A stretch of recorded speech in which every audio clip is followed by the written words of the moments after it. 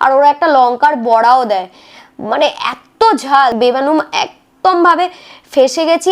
এটা কোথায় কি আমি বৃত্তান্ত জানি না, বাট গুড মর্নিং এভরিওয়ান, আবারও চলে এসেছি নতুন একটা ভিডিও নিয়ে। তো সকাল সকাল উঠে চা বিস্কিট খেয়ে তারপরে স্নান-ধুতি করে সোজা চলে গেলাম ঠাকুরঘরে পুজো দেওয়া কমপ্লিট করে তারপরেই চলে যাব নিচে লাঞ্চ করে নিতে।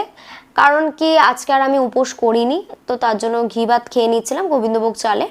তারপরেই ও চলে গেছিলো দাদা ভাইদের সাথে আর কি একটা মন্দিরে।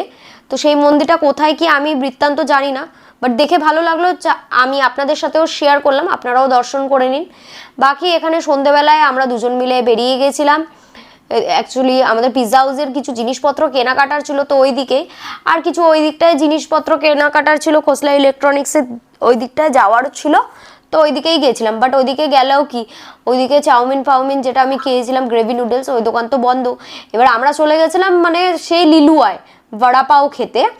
তো ওখানে গিয়ে তারপরে এদিকে তো বৃষ্টিতে বেমানুম একদম ভাবে ফেসে গেছি, এত জোর, মানে ওখানে কি বলবো, মানে এলে তো একদম ভিজেই যেতাম আমরা, বাইকে কি করেই বা আসতাম।